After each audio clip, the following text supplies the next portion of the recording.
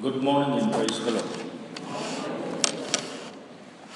How many of you have come to this place with a great expectation? आप में से कितने लोग यहाँ पर बड़ी अपेक्षा के साथ यहाँ पर आए हैं? I am too. Have come with a great expectation to be blessed by the Lord. मैं भी परमेश्वर के द्वारा आशीषित होने के लिए बड़ी अपेक्षा के साथ यहाँ आया। Because we both are standing here doesn't mean that we will not receive the blessings. हम दोनों यहाँ पर खड़े हैं, इसका मतलब ये नहीं कि हम वचन को स्वीकार नहीं करेंगे। And this morning God is going to bless each one of us through this message. और आज की सुबह में परमेश्वर हम में से हर एक को आशीषित करेगा। I thank God as He has given this beautiful privilege to come to His presence, to meditate on the Word and to express our gratitude to Him with a spirit of humbleness. और मैं परमेश्वर का धन्यवाद करता हूँ कि उसके वचन को सुनने के लिए उसने ये अवसर दिया, और न केवल अवसर परंतु अपने दिल की कृतज्ञता को व्यक्त करने के लिए ऐसा एक समय दिया कि आराधना में हम शामिल हो पाएं। I also thank Reverend Wilson sir because he has put my name for this great task. और रेवरेंड विल्सन का भी मैं शुक्रिया अदा करना चाहूँगा कि इस बड़े जिम्मेदारी को उन्होंने मुझ पर सौंपा है। I also thank Reverend Nikhil sir who is always standing with me to interpret my message for your better understanding of the word. आपके वचन के बेहतर समझ के लिए रेवरेंड निखिल यहाँ पर खड़े हैं, मैं परमेश्वर का धन्यवाद करता हूँ। This morning we are going to celebrate the fasting prayer. आज की सुबह हम उपवास की जो प्रार्थना है उस महोत्सव को हम मनाएंगे। It is not just a prayer service, but it is the fasting prayer service. ये केवल प्रार्थना सभा नहीं है परंतु उपवास की प्रार्थना सभा है। Before we go to the Word of God, let me read out one verse from the Bible. इससे पहले कि हम वचन में जाएं, मैं एक आयत पढ़ना चाहूँगा। You will not get the word prayer there, you will not get the word fasting there, but if you see that verse minutely, both are there. आपको हो सकता है इस आयत को जब हम पढ़ते हैं शाब्दिक तौर पर आपको प्रार्थना और उपवास जो शब्द है वहां ना मिले, लेकिन आप गौर से यदि उसे देखते हैं तो हो सकता है आपको दोनों बातें वहां पर नजर आए। It is a verse that speaks about praying and receiving the blessings. ये जो आयत है प्रार्थना करने और आशीषों को प्राप्त करने के बारे में हमें बताता है। And as we are going to celebrate the fasting prayer this morning, I believe that it is the fasting prayer there that makes God to give the answer. और जब हम आज की सुबह में इस प्रार्थना सभा को, उपवास की प्रार्थना सभा को हम मनाते हैं, ये जो आयत है वो हमें लगता है कि परमेश्वर से हम प्रार्थना करेंगे और उसके मुताबिक वो हमें उत्तर देगा। It tells Matthew 7:7. मत्ती 7:7 में Ask and it will be given. मांगो तो तुम्हें दिया जाएगा, Ask and it will be given. मांगो तो तुम्हें दिया जाएगा। I say this verse in this way. मैं इस तरीके से इस आयत को बोलता हूँ, Pray with fasting and you will receive the blessings. उपवास के साथ प्रार्थना करें और आपको आशीषें मिलेंगी। If we see this verse according to this today morning context, I would like to read this verse in this way. Pray with fasting and you will receive the blessings. लेकिन आज के सुबह के संदर्भ में यदि आप मुझसे कहें तो मैं इस आयत को ऐसा पढ़ना चाहूंगा, उपवास के साथ प्रार्थना करो और मांगो तुम्हें मिलेगा। You will be surprised to know one important thing that is in the Bible. और बाइबल में एक बात है, उसे जानकर आप अचंभित हो जाएंगे। There are a lot of words that you will find in the Bible that Bible gives the meaning. और बहुत से ऐसे शब्द हैं, यदि आप बाइबल में देखेंगे बाइबल में ही उनका परिभाषा दिया हुआ है। The word salvation, Bible again gives the meaning. उद्धार शब्द को आप देखें बाइबल में उसकी परिभाषा The दी word है। redemption, you will get the meaning in the Bible. छुटकारे शब्द की बात करें बाइबल में उसका अर्थ दिया है। The word apostles, you will get the meaning in the Bible. प्रेरित शब्द का अर्थ जानना है बाइबल में दिया है। The word prayer, you will get the meaning in the Bible. प्रार्थना शब्द को आप देखें बाइबल में उसका अर्थ दिया है। But the word fasting is not defined much in the Bible. लेकिन उपवास शब्द को आप देखेंगे तो बाइबल में उसे परिभाषित नहीं किया गया है। Only we have to guess by our knowledge of what it is all about. हमें केवल अपने ज्ञान से उसे समझना है कि क्या इसका मतलब होता है। You can fast without prayer. आप बगैर प्रार्थना के उपवास कर सकते You हैं, can pray without fasting.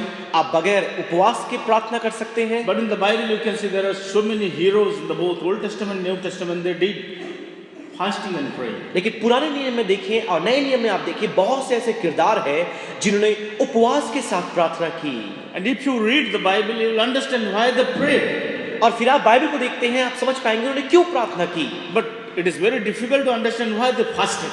लेकिन ये समझना बहुत मुश्किल है आखिर क्यों उन्होंने उपवास किया। Is it a requirement? क्या ये एक मांग है? Is it recommended?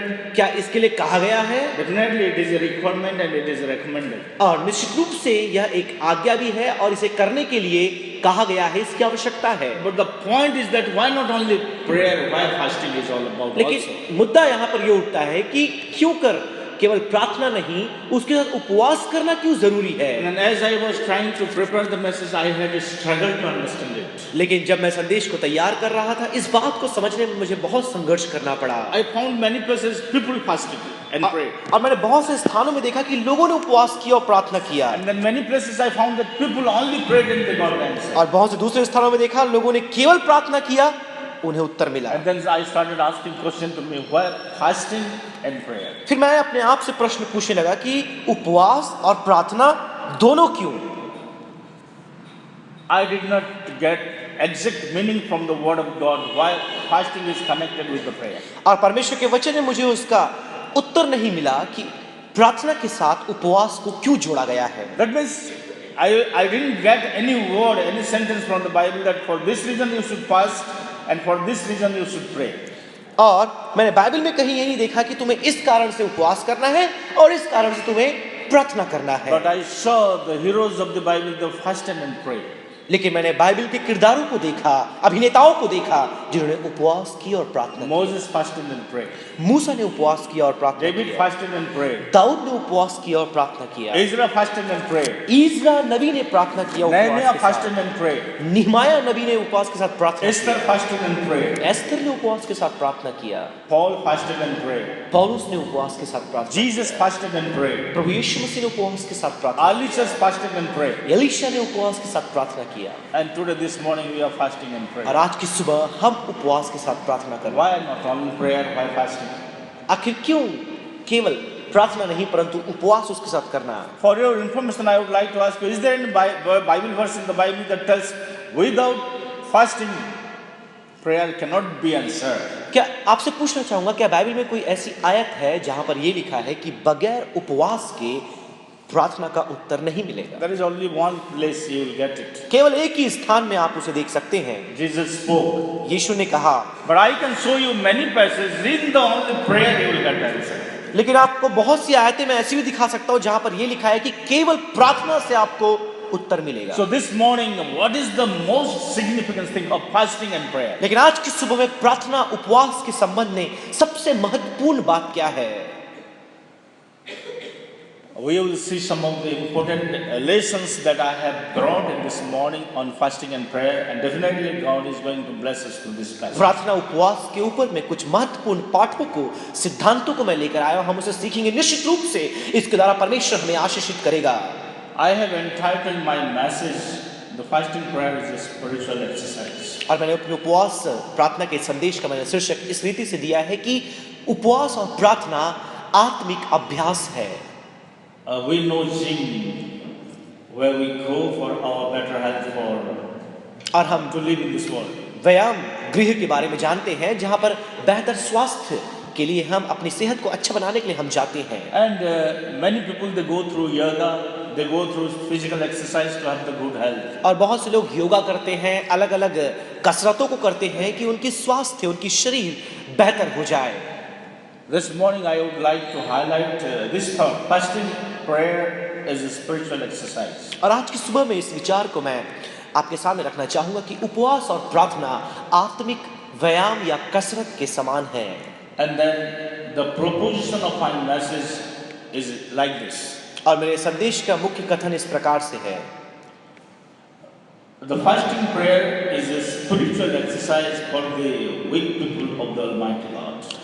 और पराक्रमी परमेश्वर के जो कमजोर लोग हैं, उसकी जो कमजोर प्रजा है, उन्हें सशक्त कराने के लिए, उन्हें बलवंत बनाने के लिए उपवास प्रार्थना करना जरूरी है। Fasting prayer is a spiritual exercise for the weak believers, or the weak believers for the Almighty God. और सर्वसमर्थी परमेश्वर की प्रजा को जो कमजोर है, बलवंत बनाने के लिए उपवास प्रार्थना की कसरत को करना जरूरी है। Sorry, I want to correct it. It is not force. Fasting prayer is a spiritual exercise for the weak people of the Almighty God. और मैं Of the weak believers of the Almighty God. सुधारना चाहूंगा कि जो प्रार्थना उपवास प्रार्थना है वो कमजोर जो लोग हैं सर्वसमर्थी पराक्रमी परमेश्वर के उन्हें बलवंत और उन्हें शक्तिशाली बनाने का एक व्यायाम है, एक अभ्यास है। So my only intention in my whole sermon is to do the justice to that sentence. और मेरे पूरे संदेश का ये एक उद्देश्य रहेगा कि ये जो कथन मैंने कहा है मैं उसे प्रमाणित करूं, उसके प्रति मैं न्याय संगत रहूं। And the very important thing is that if we are so strong, no need to fasting prayer. और सबसे महत्वपूर्ण बात तो ये है कि यदि हम इतने बलवंत हैं, हम इतने शक्तिशाली हैं, उपवास प्रार्थना की जरूरत नहीं। One day, one brother of my place went through the hunger strike. एक समय की बात है, मेरे स्थान में ऐसा हुआ कि एक भाई भूख हड़ताल में चला गया। His father died. उसके पिता की मृत्यु हो He गई। was government servant. वह सरकारी नौकरी में था। And then, according to the rehabilitation scheme, he was supposed to get the job. और जो उनके पास जो वहां पर योजनाएं थी, पिता के मरने के बाद बेटी को नौकरी मिलनी चाहिए थी। He was qualified to get it. और वो पूरा योग्य था उस नौकरी को प्राप्त करने Tried के his लिए। level best to get it. उसने पूरा प्रयास किया उसे प्राप्त करने He went का। through all the paperwork in the government level. वह सारे कागजाती कार्यों को, सरकार के सारी बातों को, उनके जो नियम थे सबको उसने पूरा किया। Government did the neglect. सरकार ने उसे अनदेखा He कर didn't दिया, get the job. उसे नौकरी नहीं He milli. had the right to get the job. उसके पास पूरा अधिकार था उस नौकरी को He प्राप्त had करने the qualification to get the job. का। उसके पास योग्यता थी उस नौकरी को It प्राप्त was करने the की। time that government should give him the job. अब ये वो समय था जब सरकार को उसे ये नौकरी देनी है, He didn't get. उसे नहीं मिला। Ultimately, he went before the RTO office. अंततः वह आरटीओ ऑफिस में गया। This is the transport office. वह यातायात के नियमों से संबंधित दफ्तर है। Ultimately, he took a decision to have the fasting day. अंततः उसने वहां पर एक निर्णय लिया कि वो उपवास करेगा। It was a hunger strike before the office. और यह दफ्तर के सामने एक भूख हड़ताल थी। He did 3 days. 3 दिन का उसने उपवास किया। Once he was asked, एक बार उससे पूछा गया, why did you do the hunger strike? तुम ये भूख हड़ताल क्यों कर रहे हो? Why you are not taking food and water and sitting here before the government transport office? आखिर क्यों तुम बगैर खाना खाए पानी पिए इस सरकारी दफ्तर के सामने ऐसे बैठे हो? What should I do? Now I am helpless. तो वो कहता है मैं क्या करूं, मैं असहाय हूं, I can't do anything except this one. इसके अलावा मैं कुछ भी नहीं कर सकता। By doing this, I want to let the office knows that I am helpless. और मैं ये करने के द्वारा दफ्तर को बताना चाहता हूं कि मैं असहाय हूं। I don't have any method now. मेरे पास कुछ भी विधि नहीं बची है। And doing everything, सब कुछ करने के बाद I came to this point to tell the government office that I am helpless. और मैं सरकार को ये बताना चाहता हूं कि मैं असहाय हूं। This is the way that people go through the hunger strike. इसी तरीके से आप देखते हैं लोग भूख हड़ताल करते हैं। So when we go through the fasting prayer before the Lord, तो जब आप परमेश्वर के सामने उपवास प्रार्थना करते हैं, we want to tell one thing to God. हम एक बात परमेश्वर को बताना चाहते हैं। Lord God, you are the Almighty God. प्रभु परमेश्वर तू पराक्रमी You ईश्वर are the है, omnipotent. तू केवल अकेला सामर्थी है। You are God, but I am just a man. और तू परमेश्वर है, मैं मनुष्य हूँ। I am a created creature. मैं सृष्टि किया हुआ एक सृष्टि हूँ। And there are a lot of things for which I am so weak. और बहुत सी ऐसी बातें हैं जो मुझे कमजोर बनाती है। By coming before you, I want to tell you, Lord, that I am weak. तेरे सामने आकर मैं तुझसे कहना चाहता हूँ कि मैं कमजोर हूँ, I am weak.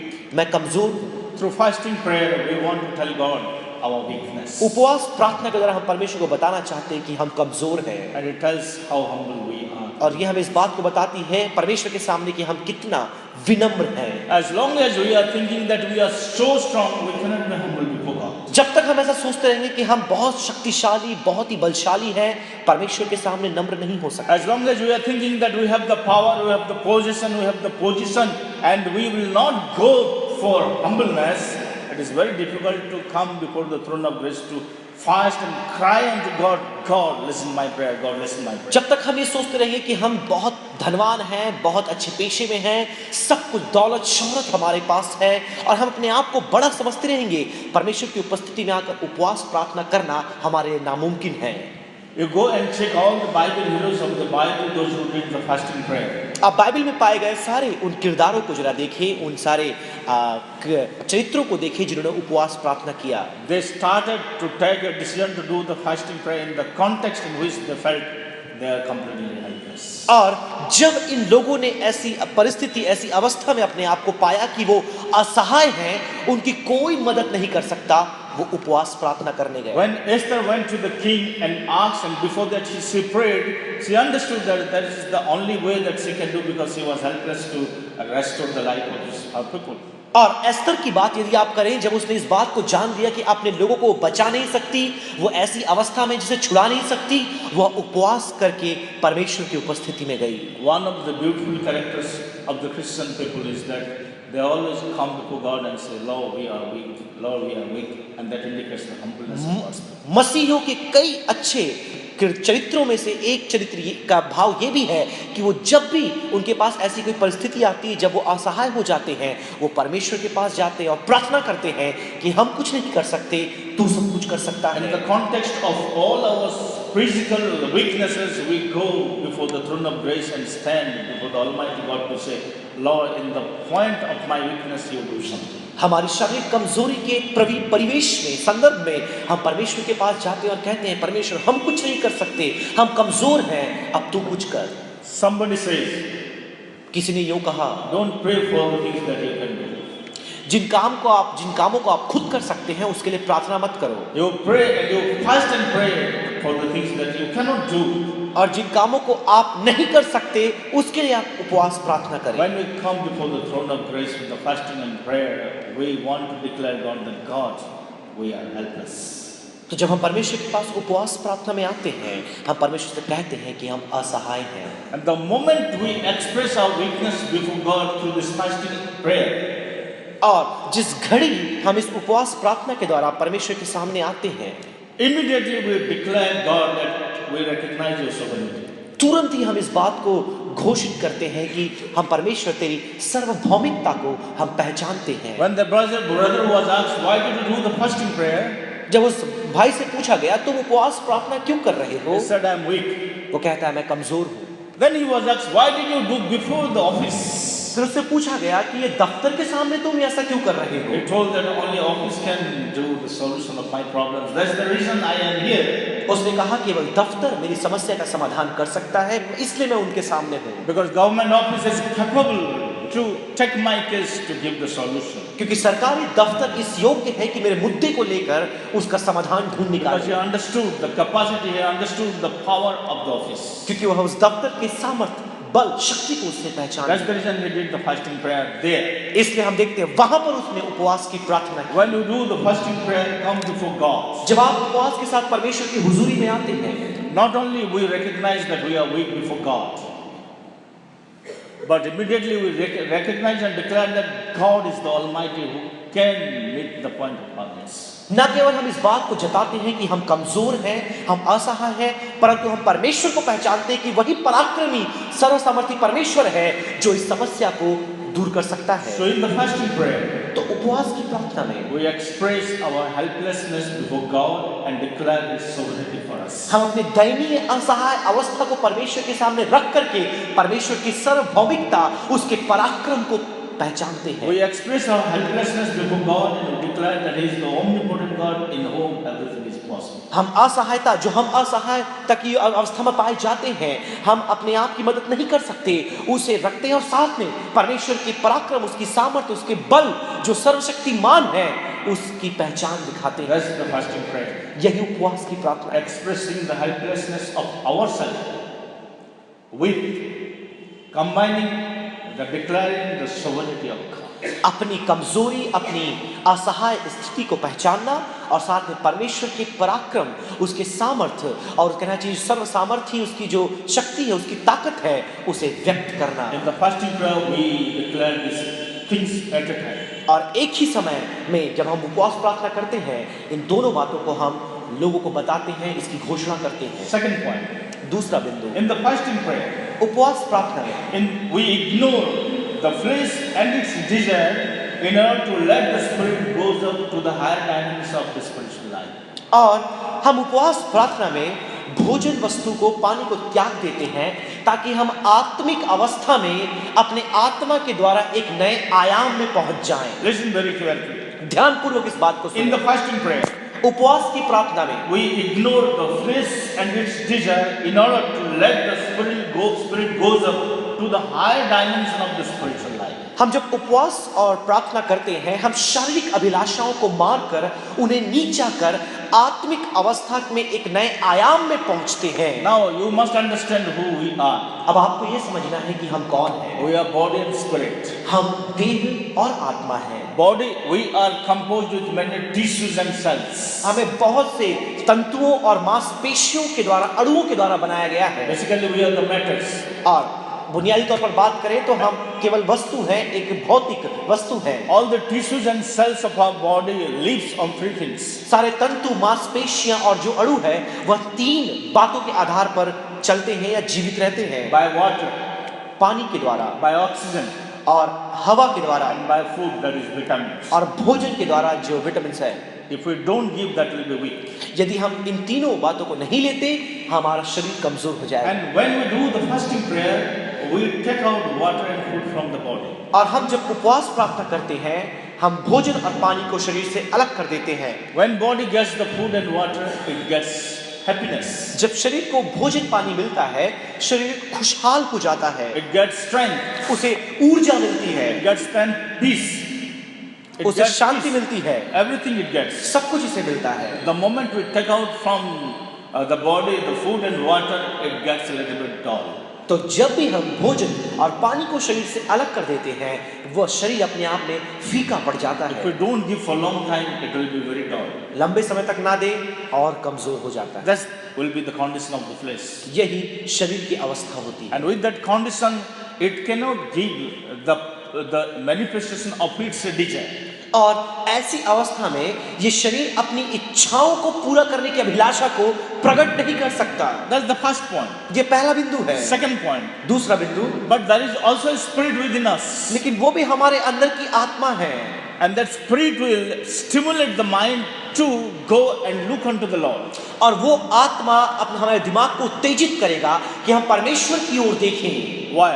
क्यों? Because that fasting is done in the context of prayer. क्योंकि वो उपवास जो है प्रार्थना के संदर्भ में किया जा रहा So है। the concept of prayer stimulates the spirit to ignite the faith of the mind to look unto the Lord. तो उपवास जो है वो आपके मन को उत्तेजित करके विश्वास के द्वारा परमेश्वर की ओर ताकने के लिए उत्प्रेरित करेगा। I'm not talking about the Holy Spirit, our spirit. मैं आत्मा के बारे, पवित्र आत्मा के बारे में बात नहीं कर रहा, मैं अपने खुद के आत्मा के बारे में And then बात कर रहा हूं। slowly we'll take the efforts to empower our own mind to look unto the Lord with prayer. और हम धीरे धीरे अपने आप को, अपनी अंतर आत्मा को सशक्त करेंगे कि वो परमेश्वर की ओर देखे।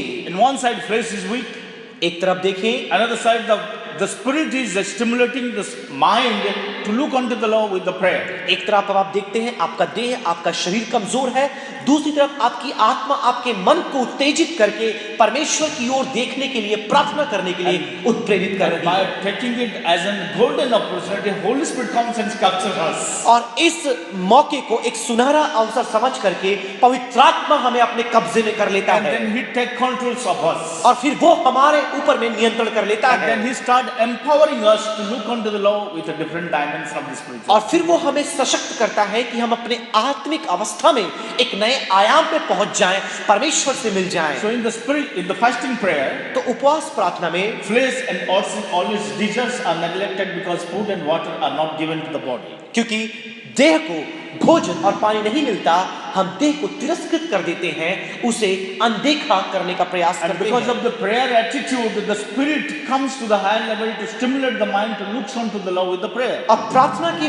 भाव की वजह से, संदर्भ की वजह से, जब आप देह को अनदेखा कर रहे हैं, आपकी आत्मा, आपके मन, आपके दिमाग को परमेश्वर की ओर निहारने के लिए, उसकी ओर देखने के लिए उत्प्रेरित करती है। The second thing and the third thing is that by taking it as an opportunity, Holy Spirit comes and takes control of us.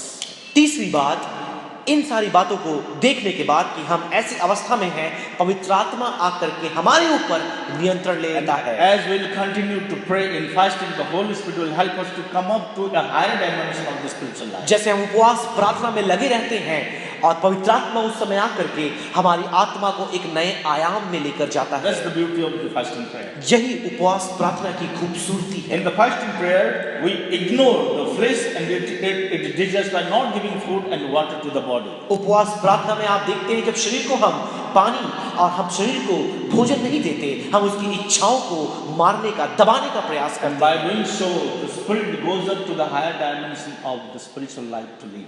ऐसा करने के द्वारा हमारी आत्मा अपने आत्मिक क्षेत्र के वातावरण के नए आयाम में पहुंच जाती है। That's called the fasting and prayer. इसे ही हम उपवास प्रार्थना कहते हैं। It may not happen much in only the prayer, it happens with the fasting and prayer. और ये केवल उपवास प्रार्थना में, ये केवल प्रार्थना में या केवल उपवास में नहीं होगा, लेकिन जब उपवास प्रार्थना को साथ में किया जाता है, ये संभव है। Third point. तीसरा बिंदु, In the fasting prayer, we allow our spirit to have the undivided attention on God. जब हम उपवास प्रार्थना करते हैं, हम अपनी आत्मा को परमेश्वर में एक अविभाजित ध्यान को लगाए रखने के लिए उत्प्रेरित करते हैं। Prayer and undivided attention on God in prayer is two different things. अविभाजित ध्यान परमेश्वर में लगाना और प्रार्थना करना दोनों अलग अलग बात है। When we go for the prayer, जब हम प्रार्थना के लिए जाते हैं, we are having three enemies. हमारे पास 3 शत्रु हैं। Our own flesh, हमारा खुद का देह the worldly principles within which we are living, और सांसारिक सिद्धांत, नियम, बंधन जिसमें हम जी रहे and हैं, then Satan. और फिर शैतान। Immediately they come work together to defeat us. तुरंत वो तीनों आकर के हमें हराने के लिए हम हमारे साथ युद्ध करना शुरू। And that's the reason those who are praying, you will understand that the moment you will go for the prayer, many evil thoughts comes to disturb us. इसलिए आप देखते हैं जब आप प्रार्थना करने के लिए जाते हैं, तुरंत आपके अंदर में बुरे विचार आकर आप पर आक्रमण करते हैं कि आपको रोक लें। And so, even though we pray, it just become a fashion. इसीलिए कई बार ऐसा होता है, भले हम प्रार्थना क्यों ना करें, ये हमारे लिए एक औपचारिकता की बात हो जाती है। And even it is in the public prayer, we are giving much attention to the words and the sentence than the heart. और भले ही सार्वजनिक प्रार्थना क्यों ना हो, हम शब्दों पर, अपने कैसे प्रार्थना करते हैं उसकी रीति पर और कितना बेहतर हम प्रार्थना कर सकते हैं, इन सारी बातों में हमारा ध्यान रहता And है। sometimes when we are praying to God alone or with a group, mind gets disturbed. और कई बार हम सामूहिक रूप से या अकेले प्रार्थना कर रहे होते हैं, हमारे दिमाग में विघ्न उत्पन्न होता है। Series of bad thoughts comes and disturb and divert our mind from the prayer. तुरंत बुरे विचार हमारे मन में आ जाते हैं और प्रार्थना से हमारे ध्यान को भटका देते हैं। But when we do the fasting prayer, लेकिन जब हम उपवास की प्रार्थना करते हैं, we neglect the desires of the flesh first. हम देह की इच्छाओं को तिरस्कृत करते हैं, उसे त्याग देते हैं। We take a mental power within us to look unto the Lord. हम अपने मानसिक शक्ति का इस्तेमाल करके हम परमेश्वर की ओर देखते हैं। And then Holy Spirit comes and captures us to help us to look unto the Lord with a different dimension of the spiritual और life. उसके बाद पवित्र आत्मा आकर हमें पकड़ लेती है, हमें थाम लेती है कि आत्मा के नए आयाम में ले जाकर परमेश्वर के साथ हमारा संपर्क साधे। In one way, flesh is weak. Another way, Holy Spirit is there, so Satan cannot work properly. पहली रीति से हमारा देह कमजोर है और दूसरा, जबकि पवित्र आत्मा हमें नियंत्रित करी हुई है, शैतान हमें पकड़ नहीं सकता। And because of our positive attitudes towards God in prayer, we are little far from the worldly principles of the world. और हमारी प्रार्थना परमेश्वर के प्रति जो सकारात्मक भाव है, क्योंकि हम उपवास कर रहे हैं, सांसारिक विचार और सांसारिक बातों से हम अपने आप को अलग कर पाते हैं। And that's the reason not only in fast, not only in the prayer, in fasting prayer, we get the best opportunity to have the undivided attention on God while praying. तो ना केवल उपवास केवल और ना ही केवल प्रार्थना, पर जब हम उपवास प्रार्थना एक साथ करते हैं, हम अपनी आत्मा को अविभाजित ध्यान परमेश्वर की ओर केंद्रित करने के लिए उत्प्रेरित करते हैं। Neither flesh nor Satan or the worldly principles get chance to disturb us. ना ही केवल देह, ना इस दुनिया, ना संसार और ना ही शैतान, कोई भी ताकतें हमें परमेश्वर के प्रति अपने ध्यान को लगाने से रोक नहीं सकती। Somebody says, किसी ने यो कहा to define the fasting prayer in this way.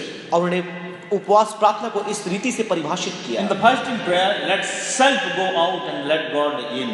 जब उपवास प्रार्थना करते हैं, होने पाए कि अहम, जो हमारा अहम है, हमसे अलग हो जाए और परमेश्वर हमारे अंदर आने पाए। In the fasting prayer, when self out and God comes to take control, there will be an undivided attention on God. जब आपका खुदगर्जी, आपका अहम आपके अंदर से निकल जाता है, परमेश्वर की आत्मा आपके अंदर आकर निवास करती है, वहां पर परमेश्वर को महिमा मिलती है। That's the beauty of the fasting prayer. यही उपवास प्रार्थना की खूबसूरती है। Third point.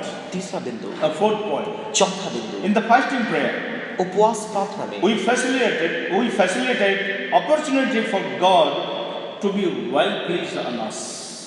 और उपवास प्रार्थना में हम परमेश्वर को ऐसा मौका या अवसर देते हैं जिसके द्वारा वो हमसे प्रसन्न होने पाए। Oh, what a beautiful thing it is. We give opportunity to God to be well pleased on us in the क्या fasting. ही सुंदर ये बात है कि हम परमेश्वर को मौका देते हैं, ऐसा अवसर देते हैं कि हम में वो आनंदित होने पाए या हमसे वो प्रसन्न होने पाए। Why?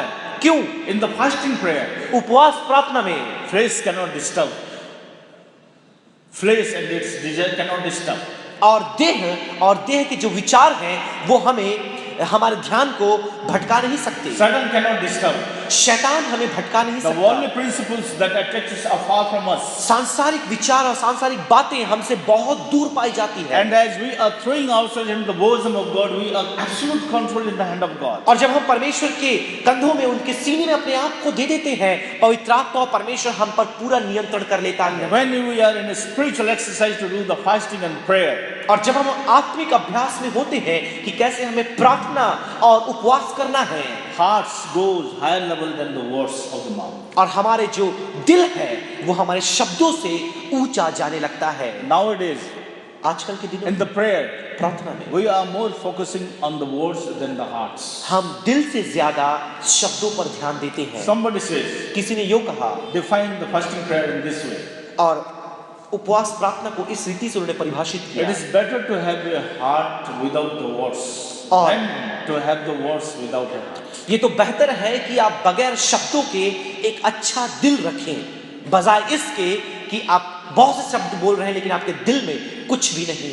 Heart must be the focus point. और जो आपका दिल है वो आपके ध्यान का केंद्र होना चाहिए।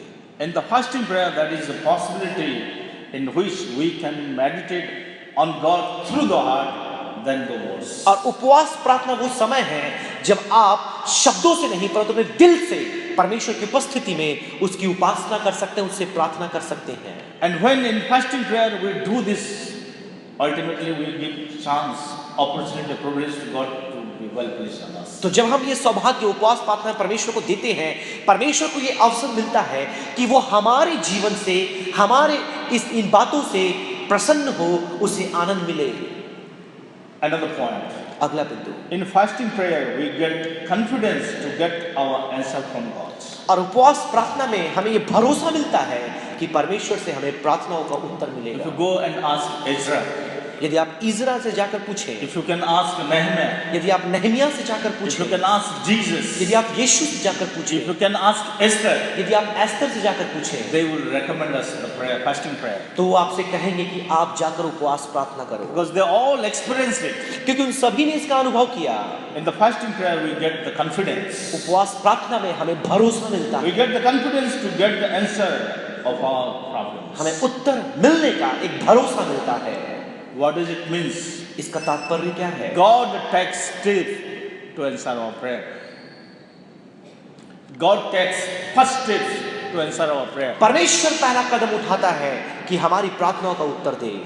I'll tell you one of my experience. अपने एक अनुभव के बारे में आपको While I बताना was चाहूंगा। studying BTH जब मैं बीटीएच पढ़ रहा and MD, था, एमडी पढ़ रहा था, I was really dynamically practicing fasting prayer. और मैं बहुत तीव्र गति से ये उपवास प्रार्थना को मैं किया करता For था। anything and for everything, I was doing the fasting prayer. कुछ भी क्यों ना हो, कभी भी क्यों ना हो, मैं उपवास प्रार्थना करता। For a lot of things, बहुत सारी बातों के लिए, I was habituated to do that exercise. और मानो ये मेरी आदत सी हो गई थी कि मैं उपवास प्रार्थना But करूं। I want to be true that not now. I am doing that. लेकिन मैं सच सच बताऊं, अभी मैं वो नहीं कर पा रहा हूँ। In my BTS time and in my MD time, I did it. और बीटीएच और एमडी के समय मैंने ये किया। I want to share with you a story. एक कहानी आपको बताना I चाहूंगा। lost this chain with this cross. और ये जो चेन है, वो जो क्रूस उसमें है, वो मैंने गंवा दिया। It is a golden chain and golden cross. और यह सोने का चेन था और क्रूस भी सोने का था। While I was studying in GAP, it is 120 acres. 120 acres. और land. आप जीएफए की बात करें, वो 120 एकड़ के उस क्षेत्र में फैला हुआ है। one Saturday afternoon, I found that this chain was not here. और एक दोपहर की बात है, शनिवार के दिन की, मैंने देखा मेरे गले में ये माला चेन नहीं है। I tried my level best to find it out in the room, अब मैंने पूरा प्रयास किया अपने कमरे में ढूंढूं but I कहीं got गिरा, the cross on my bed. लेकिन मेरे बिछौने पे मुझे क्रूस मिल I गया, didn't get this chain. लेकिन चेन नहीं मिला। That was Saturday. शनिवार का दिन, Every Saturday we were going out for tract distribution while we were studying in the Bible college. जब हम बाइबल कॉलेज में पढ़ते थे, प्रति शनिवार हम बाहर जो ट्रैक्ट होता है पत्रिका, मसीह पत्रिका वितरण के लिए जाया करते Near थे। about 30 to 40 kilometers. In that day, in the morning, we went whole the college and we did this distribution, tract distribution. We came to the hostel. उस दिन 30-40 किलोमीटर चल करके पूरे आसपास के इलाकों में हमने ये ट्रैक्ट वितरित किया। Sorry, we did not go by walk. We went by the bus. और हम बस से गए, पैदल चलकर नहीं गए। College paid the money. College ने उसका पैसा दिया। It is the principle of the college. Every Saturday we go. ये कॉलेज का नियम है, हर शनिवार को हम जाया करते थे। I took the food and afternoon I went to the bathroom to take bath and clean my dresses. Wash my dresses. मैं भोजन किया, अपने कमरे में आया, अपने वस्त्र को, कपड़ों को धोने के लिए गया। So 4 o'clock I found this chain was not in my neck. 4 बजे मालूम चला कि मेरे गले में वो माला नहीं है। I didn't have idea where I lost. अब मेरे को ये भी नहीं पता कि मैंने कहाँ खोया। I thought if I lost just far from 40 kilometers away, I will not get it. यदि 40 किलोमीटर दूर वहाँ मैं इसे खोया होता, मुझे नहीं मिलता। If I lost in the bathroom, it has gone to the drain. और यदि मैं बाथरूम में इसे गवाया, तो वो नाली में चला गया होगा। And then if I have lost it somewhere, I will not get. Somebody will get it. किसी और को मिल जाएगा, मुझे नहीं मिलेगा। Things seems to be impossible. ये बातें असंभव सी जान पड़ती And है। I had developed a fasting prayer, not national prayer. और मैंने इसीलिए उपवास प्रार्थना को विकसित किया। Immediately I took decision to do the fasting prayer. मैं तुरंत निर्णय लिया कि मैं उपवास प्रार्थना करूं। Without sharing with anyone else, I asked to God, बगैर किसी को बताए मैंने परमेश्वर से पूछा, give me in my hand. मेरे हाथों में दो। Excuse me, is time up? Sorry. Lord, give my chain in my hand. मैंने कहा परमेश्वर मेरी माला जो चेन है वो मेरे हाथों में दे दो। In God, everything is possible. अब परमेश्वर के साथ सब कुछ It संभव was है। a very tough prayer. ये बहुत ही मुश्किल I didn't know how प्रार्थना to get it. थी। मुझे नहीं पता कैसे लेना है, But I prayed to God, God, give my chain in my hand. लेकिन मैं प्रार्थना किया परमेश्वर मेरा चेन मुझे मेरे हाथों में चाहिए। Every day early morning we were getting and we were doing the manual work in the campus as a group in different places for half an hour. प्रतिदिन सुबह उठ करके आधे घंटे अलग अलग स्थानों में हम कैंपस का कार्य किया करते। And I thought somebody has found it. मुझे लगा किसी को मिल गया होगा। It was Saturday, ये शनिवार का दिन था, then Sunday, रविवार का दिन then आया, Monday. सोमवार का दिन आया I found this chain on Tuesday. और फिर मंगलवार को मुझे ये चेन मिला। Do you know how I got it? क्या आपको पता है मुझे कैसे मिला? Definitely it is the power of fasting prayer. There is no doubt about it. निश्चित रूप से ये उपवास प्रार्थना का एक उत्तर है, उसके विषय में कोई संदेह नहीं। Because my place was just before the college where I was doing the manual work in the early morning 1 hour. और सुबह 1 घंटे के लिए कॉलेज के सामने जो काम कर रहा था मैं वहां पर लगा हुआ था। So Tuesday morning I got little late. Got a little late. मंगलवार की सुबह मुझे उठने में थोड़ा देर हो गया। So when I went to that place, already walked and went to the room. और जब मैं उस स्थान में गया, सबने काम किया और अपने काम करके सब चले गए थे। We were 15 people. हम 15 लोग थे। I didn't do any work. I went there. I stood up for 5 minutes and then I was coming to the hostel. मैं कुछ काम नहीं किया, वहां गया, केवल 15 मिनट के लिए खड़ा था और वापस आने का प्रयास Then किया। I was supposed to report to my leader that I was late. Sorry. I was thinking to tell like that because usually you do that. और अपने अगुए को जाकर बताने वाला था कि मैं देर हो गया, मुझे माफ कर दो। आपको सामान्य तौर पर ऐसा करना है। In the presence of the leader, we will do and he will take the attendance for that. और अगुए की उपस्थिति में ऐसा कहेंगे और वो उपस्थिति दर्ज करेगा। So I went there. मैं वहां गया। As I was coming to the room, जब मैं अपने कमरे में वापस आ रहा था, there was a place like this ऐसा एक स्थान था outside of the gate. जो दरवाजे के उस बाहर का इलाका था। So every day we were going by that way and we are coming by that way. प्रतिदिन उसी रास्ते से होकर हम जाते, उसी रास्ते से All होकर the के आते। students. सारे विद्यार्थी। In JP there are a lot of trees. और जीएफई की बात करें, वहां बहुत से वृक्ष हैं। Just in front of the gate there was a tree. और उस दरवाजे के सामने ही एक पेड़ था। And so there was a leaves fallen down on the ground. और जमीन पर कुछ पत्ते गिरे पड़े थे। So as I was coming to enter to the hostel, और अब जब अपने कमरे हॉस्टल में शयन कक्ष में प्रवेश करने के लिए मैं वापस आ रहा as था, I did not do any work, so as I was about to enter, so I looked back immediately again. जब मैंने कुछ काम नहीं किया, मैं जाने वाला था, मुझे क्या हुआ पता नहीं, मैं पलट करके देखा, I saw a fresh leaves that had fallen down from the tree on एक the ground, ताजा पत्ता जो पेड़ से हाल में ही वहां गिरा है, मेरी नजर उस पर गई। just in front of the gate. उस दरवाजे के सामने Everybody is walking on that gate. सब उस दरवाजे से होकर आ So रहे I thought I didn't any work. Let me pick up that leaves to throw. अब मैंने सोचा कि मैंने कुछ काम तो आज किया नहीं, कम से कम ये पत्ता ही मैं उठाकर फेंक So देता हूं। I went and I picked up that leaves like this in my hand. मैं वहां गया, इस प्रकार से मैंने उस पत्ते को उठाया, The moment I pick up the leaves, my chain also came with my finger. और जैसे मैंने उस पत्ते को उठाया, मेरा चेन मेरे उंगली के साथ आ गया। I cannot explain the power of God. अब परमेश्वर की सामर्थ्य को मैं व्यक्त नहीं कर सकता, I can tell you my experience only. मैं केवल आपको अपना अनुभव बता सकता हूँ। I don't know how it happened. मुझे नहीं पता ये कैसे हुआ, When I went there, there was no leaves. और जब मैं वहां गया, वहां कोई पत्ता नहीं था, Chain was not there. Chain भी वहां नहीं था, It is just like the stones are there. वहां केवल पत्थर उत्थर पड़े हैं। Not the out stone. It is already pasted there. The good stone there. in ये front of बाहर the के पत्थर यहाँ वहां फेंके हुए नहीं है, परंतु वहां पर जमाए हुए पत्थर It हैं। seems to be like this. वो बिल्कुल ऐसा प्रतीत होता है, Anything has fallen down, you can see. कुछ भी यदि गिरा है तो आपको दिख जाएगा। 100 students are walking by that सारे विद्यार्थी वहां से आ in जाएंगे, front of the hostels. Hostel के सामने। And when I went also, I didn't see the chain. जब मैं भी वहां गया, मुझे चेन नहीं दिखा, When I came, I didn't see the chain. जब वापस आया तब भी नहीं देखा। By the grace of God, I looked back. और परमेश्वर का अनुग्रह था कि मैं And there was पीछे a देखा। fresh leaf that was fallen down. एक ताजा पत्ता वहां पर गिरा Under हुआ that था। leaf, the chain was there. उस पत्ते के नीचे मेरा I was चेन picking था। the leaves. मैं उस पत्ते को उठा रहा था, Exactly as I was picking up, the chain came in my finger. और मेरी उंगली में वो माला आ गई। I can't understand. मैं समझ नहीं सकता। You can understand the power of the fasting prayer. आप उपवास प्रार्थना की सामर्थ्य को समझ सकते हैं। Hallelujah. Hallelujah. I have so many testimony like that ऐसे बहुत सी गवाही मेरे पास है, during my theological studies. और ये सब मेरे धर्म वैज्ञानिक अध्ययन के दौरान हुआ। Even in the MTS time also, यहाँ तक कि MTH के I have टाइम a में lot भी of experiences. बहुत से अनुभव मेरे थे। One thing I can tell you, एक बात आपसे कहना चाहूँगा, fasting prayer is a spiritual exercise. उपवास प्रार्थना एक आत्मिक अभ्यास Fasting है, prayer is a spiritual exercise for the helpless people of the Almighty God. और सर्वसामर्थी परमेश्वर, पराक्रमी परमेश्वर के कमजोर प्रजा के लिए यह एक आत्मिक अभ्यास है। Hallelujah. Hallelujah. That's the chain in my neck. और वही चेन आप देख सकते हैं मेरे The गले में, total chain in my neck वो चेन मेरे गले में है। is a great testimony for God. यह परमेश्वर के लिए एक बड़ी गवाही The है। last point, अंतिम बिंदु, in the fasting prayer, उपवास प्रार्थना में we prepare ourselves to receive the power of God to live a victorious life. एक जयवंत जीवन जीने के लिए, परमेश्वर से सामर्थ्य को प्राप्त करने के लिए हम अपने आप को तैयार करते हैं। Once what happened, एक समय की बात है, ऐसा हुआ, a son was brought by his parents who was demon possessed. एक बेटे को लाया गया जिसे दुष्टात्मा पकड़ी हुई थी, And then disciples started to cast out. और चेले उसे निकालने का प्रयास कर रहे हैं। You know it is written in the gospel. आप जानते हैं, सुसमाचार में से लिखा गया, They tried their level best. उन्होंने पूरा प्रयास किया, They had done such thing many times in their life, ऐसी बात उन्होंने पहले कई बार की है, but they got failed. लेकिन वो असफल हो गए। So that man asked to Jesus, तो उस व्यक्ति ने यीशु से पूछा, I brought my son to your disciples, they could not do. मैं अपने बेटे को तेरे चेलों के पास लेकर के आया, लेकिन वो Please निकाल ही help नहीं me. पाए, Please help me.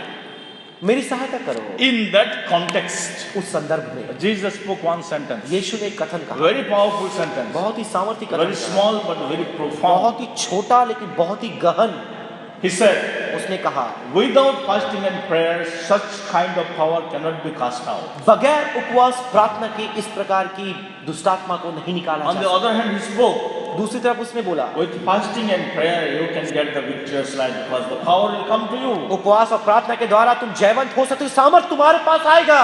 You know what Jesus was telling us? आपको पता है यीशु हमसे क्या कह He रहा था? didn't speak about the prayer only. वो केवल प्रार्थना के बारे में He नहीं said, कहा, without fasting and prayer. उसने कहा उपवास प्रार्थना के बगैर, Fasting and prayer are connected to each other. उपवास प्रार्थना एक दूसरे से जुड़े हुए It's हैं। just like two sides of a coin. कहना चाहिए ये एक सिक्के के दो पहलू हैं। And when both comes, अब जब दोनों मिलते हैं, both sides of the coin makes a coin. दोनों सिक्के के पहलू एक सिक्का को सिक्का बनाते हैं। Likewise, उसी रीति when the God's people come to the throne of grace of God with fasting and prayer, the power of God comes to them to empower them to give them a victorious life to live in the context of this civil जब war. परमेश्वर के लोग परमेश्वर के अनुग्रह के सिंहासन के पास उपवास प्रार्थना के साथ आते हैं, परमेश्वर उन्हें सामर्थ देता है कि वो एक जयवंत जीवन को जी पाएं। Hallelujah. Hallelujah. Fasting prayer is a spiritual exercise. उपवास प्रार्थना एक आत्मिक अभ्यास है। It is a spiritual exercise for the helpless people of God who is almighty. असहाय लोगों के लिए जो परमेश्वर की प्रजा है, पराक्रमी परमेश्वर से एक In the मदद fasting है। prayer, उपवास प्रार्थना we declare our helplessness and recognize His sovereignty. हम अपनी असहायता की स्थिति को प्रकट कर परमेश्वर के उस सार्वभौमिक उस गुण को हम पहचानते In the हैं। fasting prayer, we ignore our flesh and its desires in order to let the spirit goes up to a higher dimension of the spiritual life. और उपवास प्रार्थना में अपने शरीर की इच्छाओं को, अभिलाषाओं को हम मार देते हैं ताकि हमारी आत्मा आत्मिक क्षेत्र के नए आयाम में पहुंच पाए। In the fasting prayer, we allow our spirit to have an undivided attention on God. और हम उपवास प्रार्थना में अपनी आत्मा को उत्प्रेरित करते हैं कि वो परमेश्वर पर अपने अविभाजित ध्यान को केंद्रित करे। In fasting prayer, we facilitate the opportunity for God to be well pleased on us. उपवास प्रार्थना में हम परमेश्वर को ऐसा अवसर, ऐसा मौका देते हैं कि वो हमसे प्रसन्न हो पाए, हम में आनंदित होने पाए। In fasting prayer, we get confidence to get the answer from God to add a lot of testimony in the life. और हम उपवास प्रार्थना में ऐसा मौका हम पाते हैं कि हम परमेश्वर से सामर्थ्य प्राप्त करके बहुत सी गवाहियों को अपने जीवन में बना पाए। In fasting prayer, we prepare ourselves to receive the power of God to live a victorious life in this simple world. उपवास प्रार्थना में हम अपने आप को ऐसा तैयार करते हैं मानो परमेश्वर से सामर्थ्य प्राप्त करके एक जयवंत जीवन को हम जी As पाएं। Jesus has given a beautiful opportunity to get into this spiritual exercise of fasting and prayer. जैसे प्रभु यीशु मसीह ने ये सौभाग्य हमें दिया है कि उपवास प्रार्थना के इस सौभाग्य भरे परिवेश में हम अपने आप को शामिल कर पाएं, Prepare ourselves. अपने आप को तैयार Let's करें, look unto Him. उसकी ओर देखें, Ask the Holy Spirit to capture your mind. पवित्र आत्मा से मांगे कि आपके आत्मा प्राण देह को वो अपने वश में कर Get ले। into this spiritual exercise. आत्मिक अभ्यास और इस कसरत के वातावरण में आप चले जाएं, Receive the blessings of the blessings. आशीषों के बाद आशीषों को प्राप्त And करें have the dynamic testimony in the life. और अपनी जिंदगी में अद्भुत गवाहियों को उत्पन्न करें। May God bless you to this message. इस संदेश के द्वारा परमेश्वर हमें आशीषित कर देता है। धन्यवाद।